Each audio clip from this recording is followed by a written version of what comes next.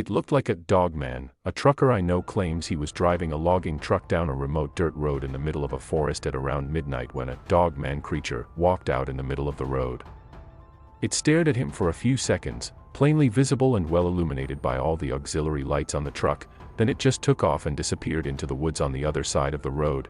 He's not a superstitious man, and he rejects everything supernatural as fiction, but he 100% believes that what he saw that night was real. I've only heard him talk about this twice, and he was very drunk both times he opened up about it. Just talking about it rattled him. He was clearly uncomfortable thinking back to that night. The mystery of the exploded deer. I used to travel for work doing construction. My boss was driving, and I was passenger. We were on our way back home from Tennessee to Illinois, just leaving the mountains but still pretty much in the middle of nowhere. We notice a couple of dead deer on the road. These things are like, exploded. My boss and I say something like, "That sucks, a semi must have been hauling and clipped a herd." We get to the top of a hill, and there are so many more dead, exploded deer. Possibly hundreds. Definitely dozens. They didn't look like they got hit by a semi. They looked like they had sticks of dynamite put into them and lit off. Semi-trucks had definitely been driving through because we didn't have to dodge any of the deer. My boss had been on the road a lot more years than I had. I asked him, what the hell was that? And he seemed just as lost as me. Said, I have no f-king idea, and I'm not stopping to find out. That SHT didn't make any sense. Stopping to help may have saved a life. I service fire equipment, so I drive a box truck. I was in rural, northwest Pennsylvania, returning from a service call and heading towards the interstate to go home. On the way to this customer, I saw a small pickup truck on the interstate whose right rear tire was steadily deflating. A mile or so before my exit, they pulled off to the side. I didn't stop to see if they needed help and felt a little bad about it. As I drove down this dark, twisty road, I passed a Dodge Durango that was pulled over into a barn driveway. There was a person lying on the ground behind it, struggling with something. It looked like the guy was trying to change a tire or get the spare out from under the Durango.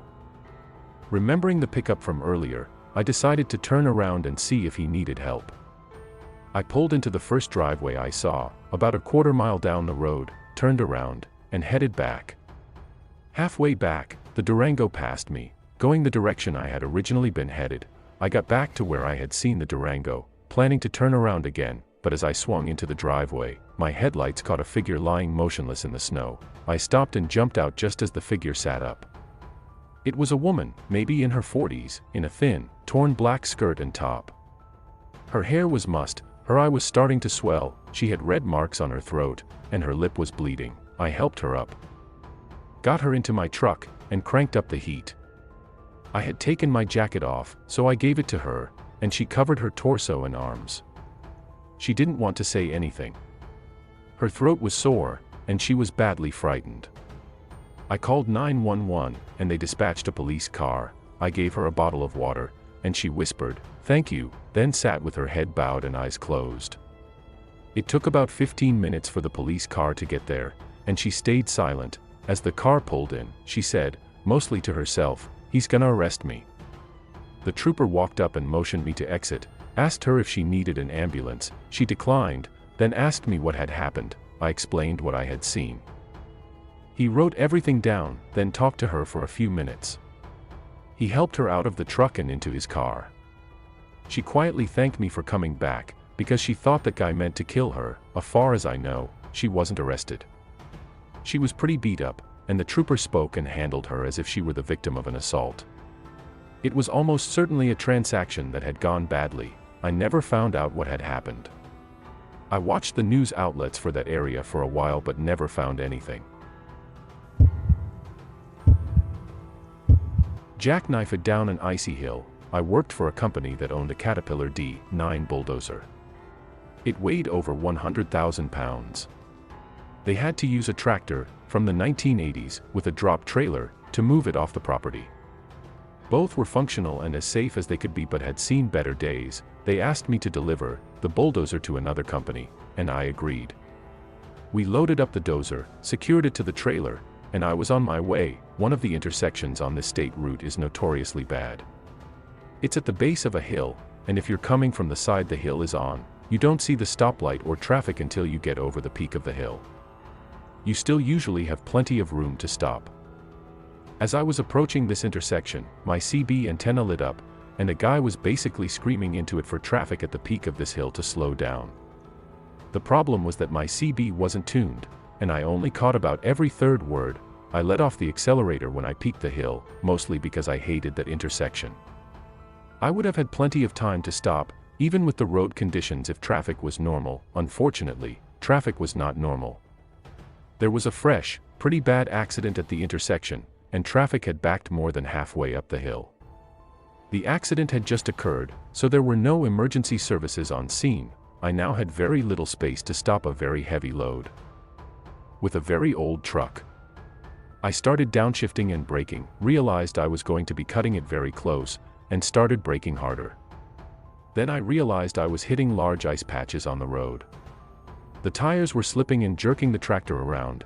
I heard the fifth wheel clanking and I felt the trailer tugging on the tractor in a weird way, so I looked at my driver's side mirror and didn't see anything, including the dozer. In a panic, I whipped my head around to look out the passenger mirror and the only thing I saw was the entire side profile of the trailer and dozer.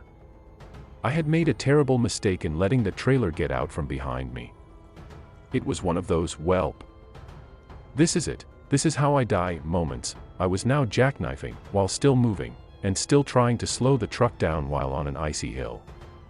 I was headed for an intersection full of stopped passenger cars, and my truck weighed a lot. By this point, I was thoroughly convinced that I was about to involuntarily murder a bunch of people. I laid on the horn as much as I could, but I was also trying to work the steering wheel in an attempt to pretend I had control. Honestly, I hit a point where I basically realized I was just a passenger standing on a brake pedal. I didn't have enough room to correct anything, so I just went all out on the horn. The trailer tires finally heated up enough to start making a very loud and deep squeal. There were a bunch of people in front of me that got out and ran away from their cars.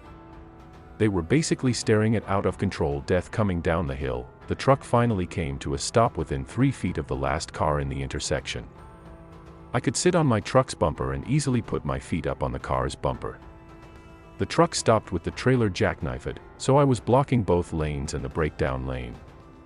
I was sweating and was shaking from the anxiety. As I was sitting in the now stopped truck, the people who had abandoned their cars were now screaming at me and pointing up the hill.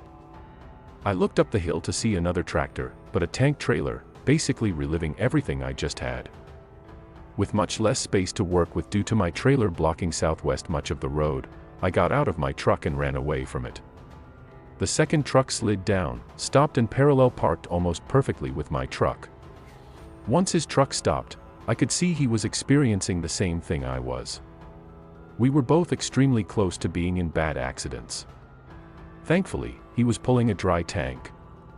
I am pretty sure that's the only reason he was able to stop. He was running much lighter than me. By this time, the guy on the CB got through to enough truckers at the top of the hill that they basically slowed everyone down. Once the adrenaline wore off, I almost passed out. I have operated a lot of different vehicles in my life, and that situation was easily the scariest operating situation I have ever lived.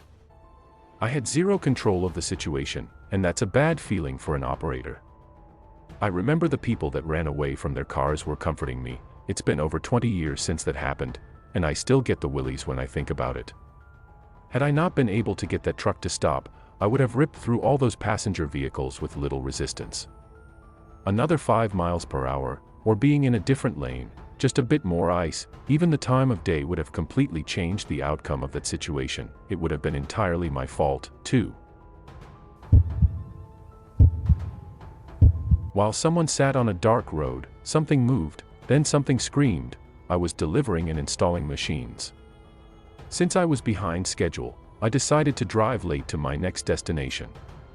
There were no streetlights, and no other cars. At the peak of feeling like I was in the middle of nowhere, every single light on the dashboard of the truck lit up, and then it stalled. Now it's pitch black.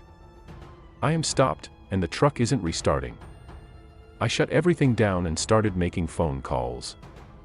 I looked up and saw something move in front of the truck, just out of the distance of my hazard lights. I finally got a hold of someone and they told me it would be 2 to 3 hours before they could get a mechanic for me. So now I am sitting in silence. The only noise is the clicking the hazard lights are making, and I am staring out the windshield into a void of darkness when I see movement again. I threw on my high beams. The headlights caught 3 wolves snacking on something that looked like roadkill. I honked the horn and they looked at me like they were irritated more than scared. The wolves more than likely weren't going to bother me, but it was spooky just knowing they were there. So I shut the lights off. I suddenly heard what I can only equate to a woman's scream of terror that sounded like it came from right behind the truck. Then something slammed into the side of the truck. Hard enough to rock it. I turned every light on and laid on the horn. I was checking both mirrors, and the only thing I saw was a shadow bolt across the road. I also noticed the wolves were gone. From every nature documentary I've watched, the only time predators leave food is when there are bigger predators around. I could hear it thrashing around in the brush nearby, breaking sticks and what sounded to be logs. I basically had the steering wheel gripped, all the lights on, and was feverishly looking out the windows and through the mirrors to make sure nothing was around the immediate area of the truck. Finally, I saw some headlights through one of my mirrors. The noise stopped as the headlights approached. It was obviously the mechanic. He pulled out in front of me. My headlights were shining on his truck. As his door opened to step out, we both heard the scream again and the brush thrashing intensified. His door immediately closed, and my phone rang. He called my phone asking me what it was. He sounded more panicked than me. I had no clue what it was, and he had no clue what it was. So the mechanic called the police. 2 state police officers showed up. They lit that area up like it was a stadium. I finally stepped out of the truck for the first time since it all started. We heard that scream 3 more times while the mechanic was working on my truck. Thankfully, they were getting further away. The cops had no clue what it was, either.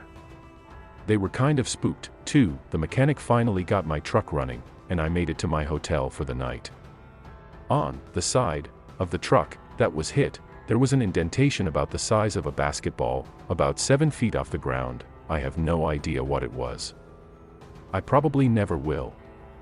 I do confidently know that I will never, ever drive through the Upper Peninsula at night again.